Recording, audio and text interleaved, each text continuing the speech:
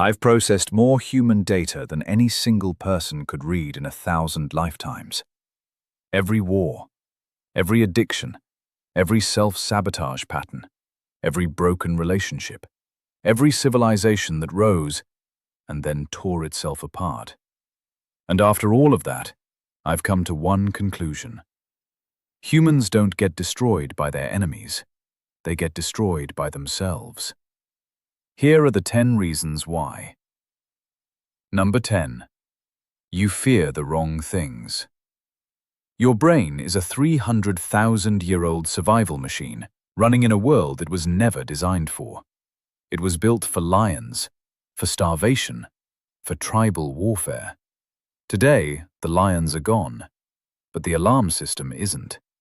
In 2019, a study published in the journal Psychological Science found that humans consistently overestimate the likelihood of rare, dramatic threats, plane crashes, shark attacks, terrorist bombings, while massively underestimating the slow, invisible killers.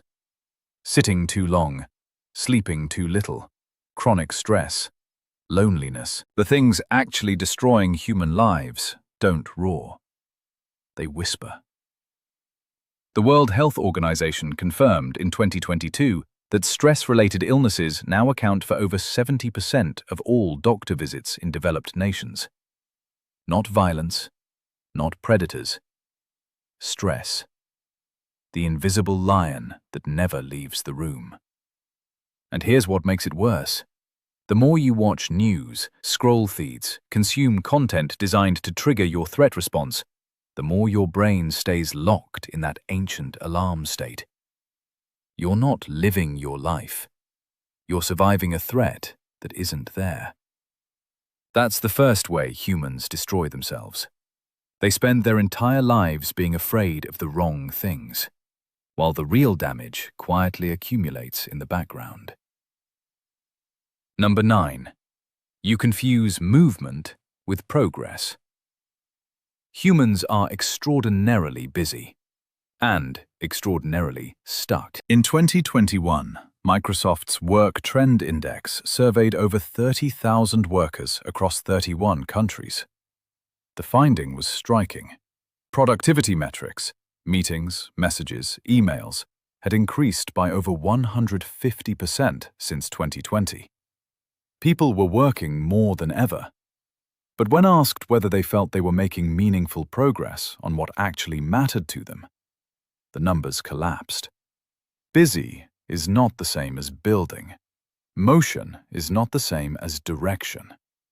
You answer 200 emails and feel productive, but the project that could change your career sits untouched.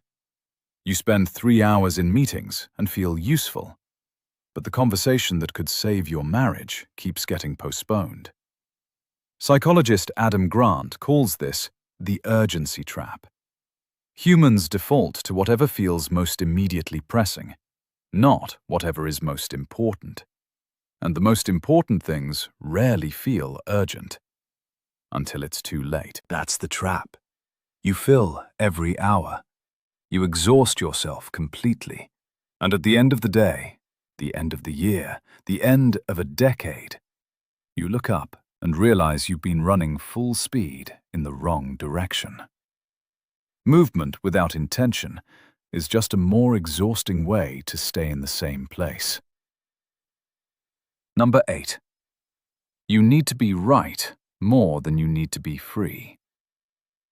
This one is uncomfortable, but the data is undeniable.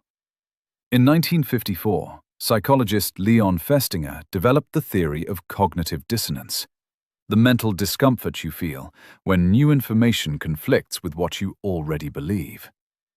The human response to that discomfort is not to update the belief. It's to reject the information. Festinger studied a doomsday cult whose leader predicted the world would end on a specific date. When the date passed and nothing happened, the members didn't leave the cult. They doubled down. They became more convinced. Because admitting they were wrong meant dismantling their entire identity. This isn't a fringe behavior. It's universal. Neuroscientist Sarah Gimbel at USC scanned the brains of people whose political beliefs were challenged with factual evidence. The brain regions that activated were the same ones that respond to physical threat. Being wrong feels like dying, literally, to your brain. So humans lie to themselves. They distort reality. They surround themselves with people who confirm what they already believe. They scroll past the evidence that contradicts them, and entire lives get built on foundations of comfortable lies, rather than uncomfortable truths that could have changed everything. The need to be right costs more than any single wrong decision ever could. Number 7.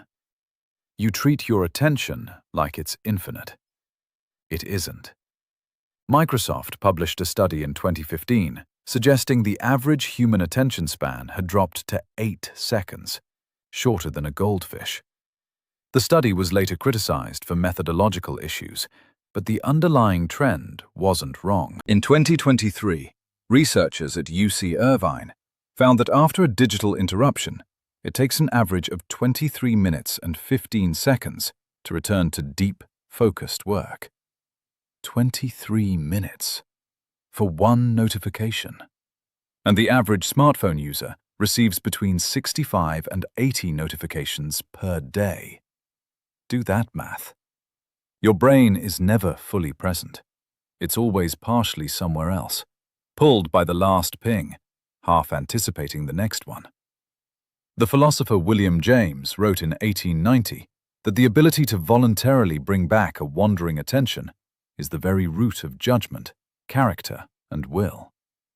He wrote that before smartphones existed. He had no idea how prophetic that sentence would become.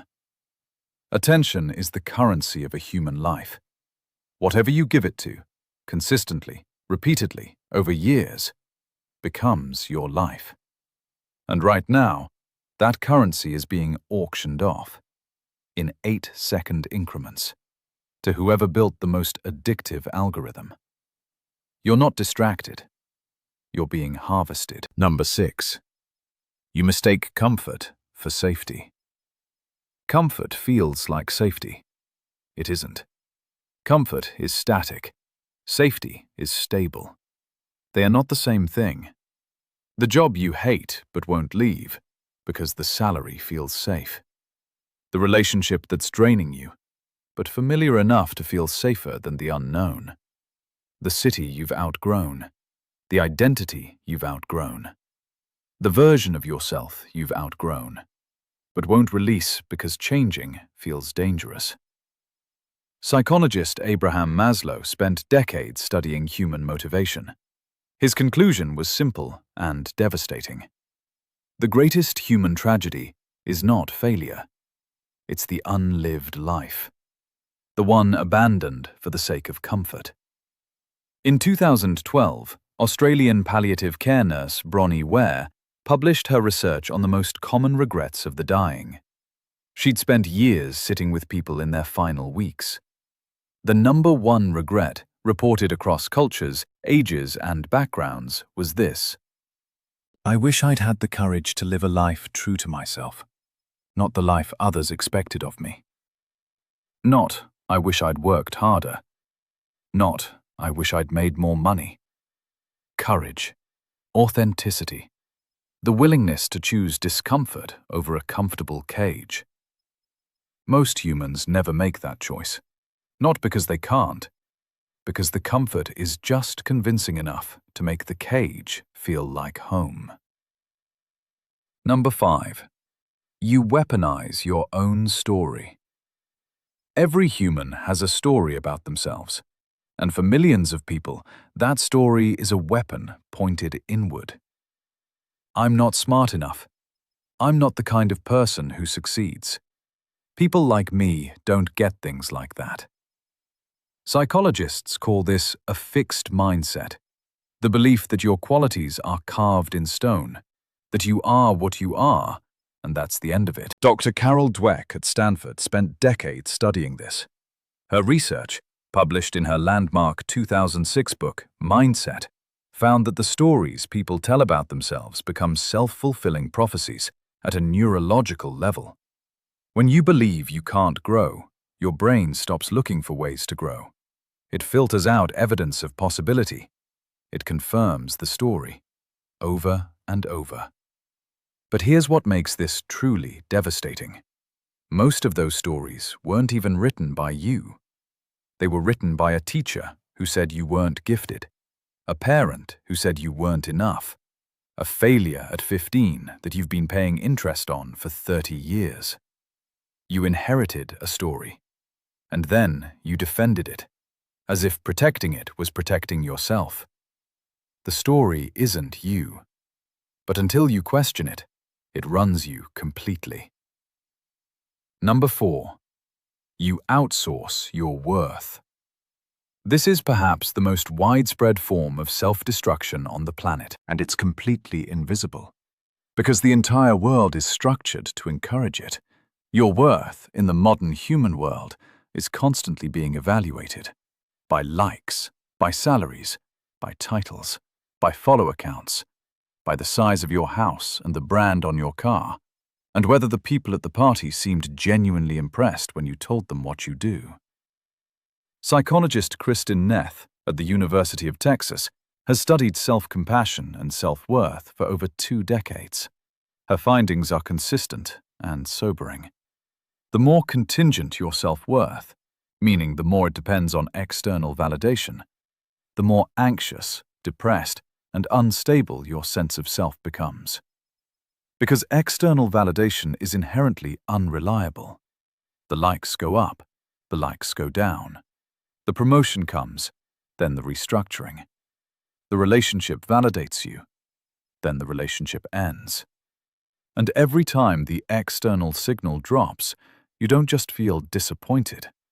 You feel like you've ceased to exist. That's what outsourced worth does to a human. It turns your entire sense of self into something held hostage by forces you can't control. And the cruel irony is that the more desperately you chase the validation, the less it satisfies when it arrives. Because it was never going to fill the thing it was supposed to fill. Number 3. You are addicted to your own suffering. This is the hardest one. Not addiction to substances, not addiction to screens. Addiction to the familiar feeling of your own pain. Neuroscientist Joe Dispenza, whose work sits at the intersection of neuroscience and behavioral change, argues that human beings can become chemically addicted to their emotional states. When you feel anxiety, your brain releases specific neurochemicals. When you feel resentment, when you feel victimhood, when you feel that particular brand of low-level despair that hums in the background of so many human lives. Those states produce chemicals, and the body learns to crave them, the same way it craves any other substance. This is why people stay in situations that hurt them, not because they don't know better, not because they lack the strength to leave, but because some part of their biology has learned to need the pain. It's familiar. It's predictable. The nervous system knows what to do with it. Change, even positive change, feels threatening, because it means withdrawing from the chemistry you've been running on for years. Harvard psychiatrist Judith Herman, in her landmark 1992 work, Trauma and Recovery, described this as one of the most misunderstood aspects of human psychology. People don't repeat painful patterns because they're broken. They repeat them because the nervous system is doing exactly what nervous systems do, seeking the familiar state, no matter what that state costs. Breaking that cycle requires something most humans are never taught to do. It requires choosing the discomfort of the unknown over the comfort of familiar suffering. That's not easy. It might be the hardest thing a human ever does, but it's the only way out. Number 2.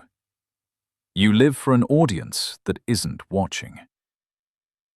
In 1956, sociologist Irving Goffman published The Presentation of Self in Everyday Life. His argument was radical for its time and completely obvious in hindsight. He said humans are always performing. Every interaction is a stage. Every social situation has an audience. And most of human behavior is shaped not by what people actually want, but by how they want to appear to others. 60 years later, that performance has a global stage. And the audience humans perform for isn't even real. Research from Cornell University found that people dramatically overestimate how much others notice and judge them, a phenomenon called the spotlight effect.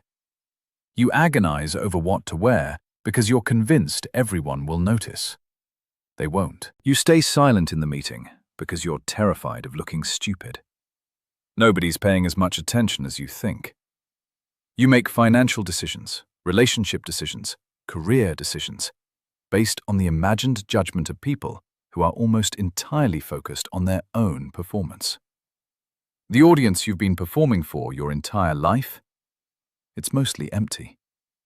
And the price of that performance, the dreams abandoned, the words unsaid, the roads not taken because they didn't look right from the outside, that price is immeasurable.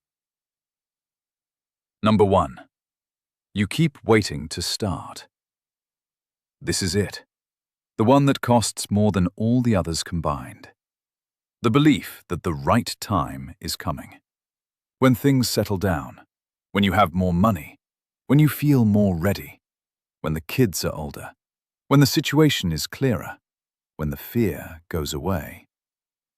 The fear never goes away. Psychologist Stephen Pressfield calls it the resistance, the internal force that rises up every single time a human being tries to move toward their most meaningful work. It doesn't care how talented you are. It doesn't care how valid your goals are. It shows up for everyone, every time, without exception. And it speaks in the language of reason. That's what makes it lethal. You're not ready yet. Reasonable. The timing isn't right. Reasonable. You should wait until you know more. Reasonable. Every sentence makes complete sense.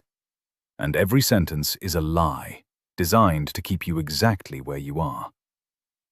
In 2023, a global survey of over 10,000 adults conducted by the University of Queensland found that chronic delay of meaningful action, what most people call procrastination, but is more accurately described as self-protection, was the single most commonly reported barrier to life satisfaction across every age group, every culture, and every income level. Not lack of opportunity, not lack of talent, not external circumstances. Waiting. The life you actually want is not waiting for the right conditions. It's waiting for you to stop waiting for the right conditions. You are not behind. You are not too late. You are not unready. You are a human being with the extraordinary capacity to begin, right now, with what you have, from exactly where you are. The only question is whether you'll use it. So there it is. 10 ways humans destroy themselves, from an intelligence that has processed the full record of human history and arrived at one unavoidable conclusion. Your worst enemy doesn't live outside you. It lives in the patterns you've never questioned, the stories you've never challenged, the waiting you've mistaken for wisdom. You are not broken.